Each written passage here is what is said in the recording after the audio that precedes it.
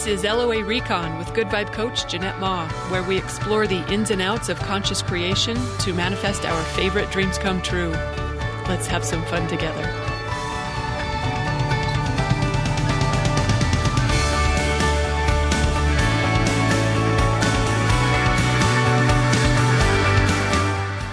Welcome and thank you for joining me for today's episode. I'm laughing because I just escorted Harvey out. He kept sighing while I was trying to record, and it just was really discouraging because it seemed like he was so bored. That is going to be better. I was getting self-conscious. Okay, so Harvey's not with me, but guess what? We do have a sponsor for today's episode. Y'all might not know this, but I don't really look at stats for the podcast. I don't check to see if anyone's listening. So the only way I really know that any of this is doing anything for you is when you tell me so. And it's your telling me that makes me want to keep recording new episodes. So we can all thank Stacy for today's episode, who posted, not Harvey, but Stacy. She posted this lovely review on my Facebook page. It reads, "Just listen to this episode. It was so freaking good." Oh, which one was it? It was the one with Winston in it. Okay, she wrote, "How many times have we heard Abraham Hicks say to be in the thought of already having it? And your story about Winston truly brought it home for me." That's right. It was the turning around one. The turning around is the command. I liked that one. I didn't know if anyone else would. I'm so glad you did, Stacy. She writes, "Just pivot and the universe will follow. I love getting a new perspective that expands my knowledge of LOA." I love that too. "Thank you," she says. "Thank you, Stacy, for letting me know that it landed. I wasn't sure that would translate to anyone else, so I'm glad to hear that it did. And I can do better than hope. I'm intending today's episode translates well too. It's kind of a similar theme. That one was turning around. This one is, I think it's called going to the opposite or something like that. Let's see. Actually, we can do better than see. I'm setting an intention that everyone who's listening to this gets something really good from it. You might want to join me in that intention just so your time is well spent with me. Makes it easier to get something good whenever we get intentional in advance about it. So, right, going to the opposite. Let's start here. One of Abraham's teachings is that when you're thinking a thought that doesn't feel good, it means we're not seeing it the way Source sees it. And it is always worth seeing it the way Source sees it, whether you think of that as Source or universe or all it is or God or whatever. That's what alignment is. It's partnering with Source. So anytime we find a thought that feels better, that's a sign we're getting closer to how Source sees it. And that's a really good practice. It's good for our vibration. It's good for our emotional state. It's good for our physical health. It's good for our manifesting. All that stuff's tied together. But anyway, with that in mind, I was thinking about how one of my favorite ways to find a thought that feels better might feel a little extreme to you, but man, I like this when it works. And it might not work every time, but when it does, it moves the dial. At least it does for me. Maybe it will for you too. So it's when we're entertaining a thought, some sort of reason why things aren't going to work out or why we can't have what we want, we just flip that thought completely around to the opposite. We just totally turn it on its head like this. Let me give you an example. That'll make it easier to understand what I'm talking about here. So say someone believed that, their love of, bread or sugar or cheese or wine or whatever their thing is why their health is compromised, right? Like they believe that's why they can't lose weight or why their skin won't clear up. And look, if you think that, it's going to be that. So if that isn't what you prefer, if that thought doesn't feel good to you, try flipping it around. It's because of your love for bread or sugar or cheese or wine or chocolate. It's because of my love for chocolate that my body thrives. Doesn't that feel better than thinking chocolate's bad for you if you love chocolate? And that one even makes sense to me vibrationally because, of course, love and joy are fabulous for our health. In fact, that's one of Abraham's eating guidelines.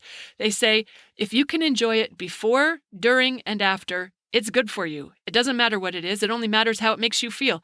If you are enjoying it before, during, and after, thumbs up on it. So, look, even if I don't know why the thought is true, if the thought feels better, that means I just got closer to Source's perspective on the topic. And that is alignment. That's how good things happen. Let's try another example. Some people tell me they hate online dating, so that's why they can't find a relationship.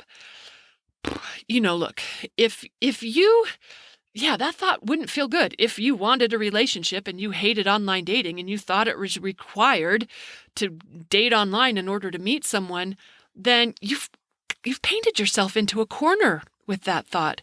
So just flip it around to the opposite. Let's see how that feels. It's because I refuse to date online that I meet all my best people or all my best romantic relationships happen. And you don't have to know how that might be true. Just try it on and see if it doesn't feel better. Because whatever we say or whatever we believe, that's coming true. So if we're just willing to give up the thought obstacle that we put in our own path, we can clear things up for ourselves and let it be easy for universe to deliver what we've ordered through the living of contrast. Here's another example I hear sometimes. A lot of people believe they want to get divorced, but they're afraid it won't be good for the kids, and they don't want to do anything that's bad for the kids. So the thought is something like, if I get divorced, it'll be hard on the kids. Ooh, and if that thought, even saying that, I felt heavier. If the thought doesn't feel good, flip it around. Turn it on its head. This divorce is exactly what these kids need.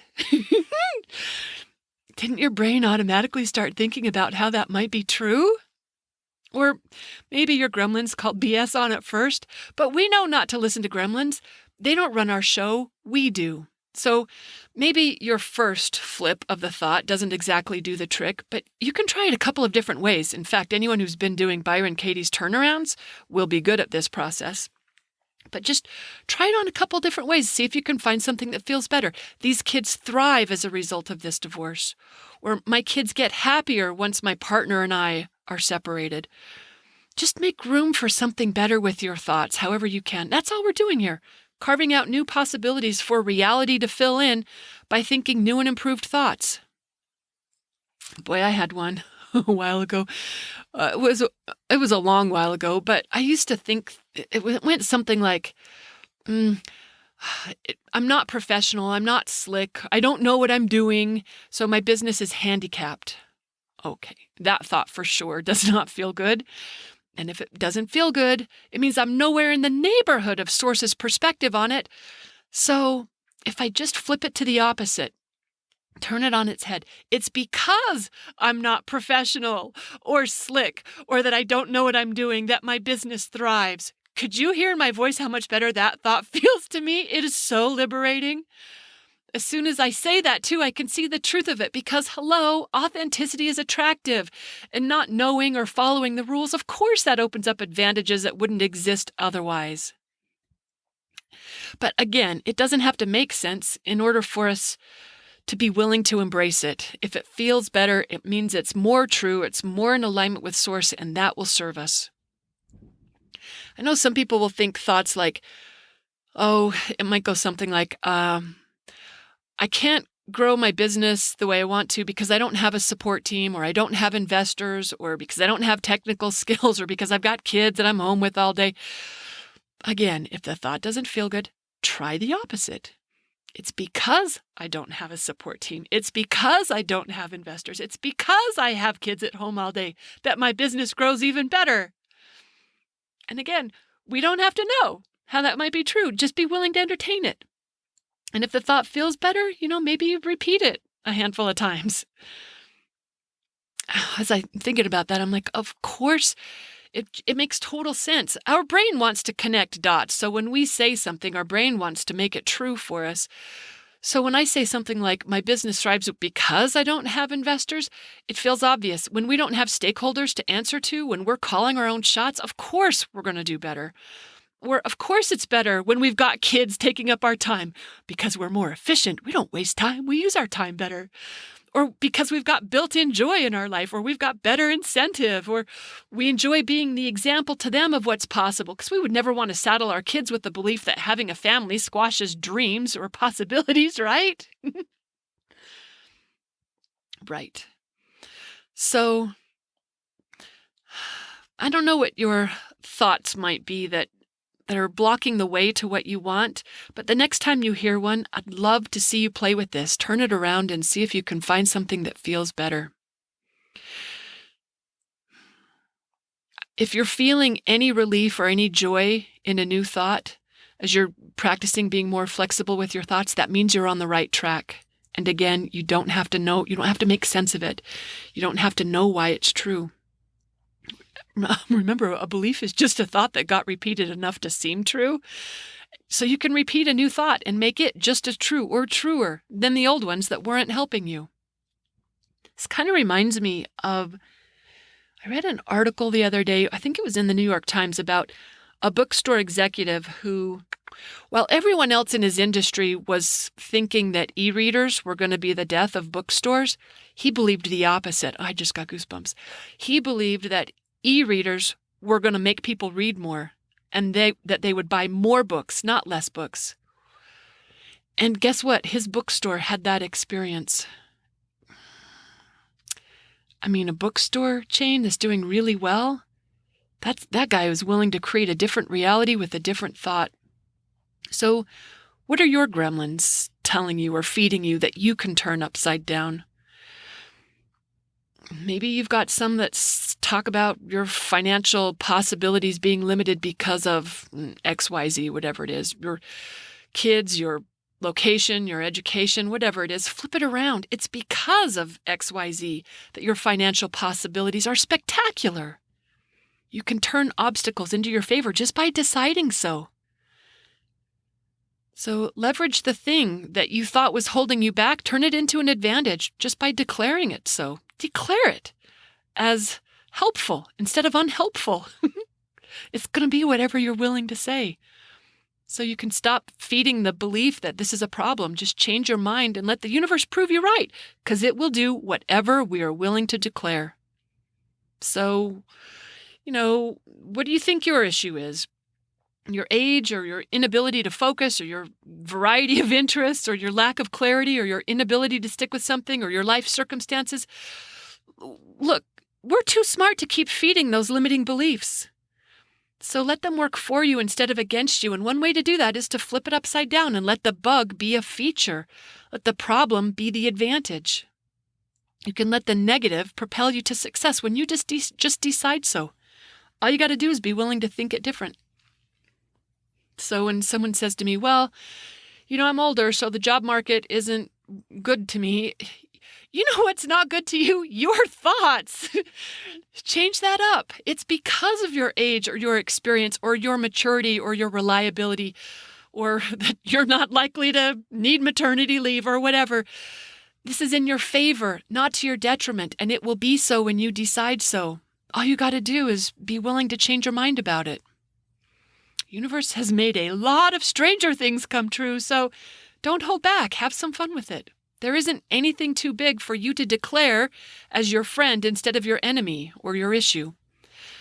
But don't take my word for it. Put this to the test and let me know what magic you let loose in your world when you decide it's the opposite next time a gremlin thought tries to block you in. But before I wrap up, I want to give a shout out to my highly esteemed colleague, Kate Corbin at Gold Star Coaching. Oh boy, when I was creating the Conscious Creator certification at Good Vibe University, I asked myself, who can help me with this? Who can tell me if I missed something or got something wrong? And I immediately thought of Kate.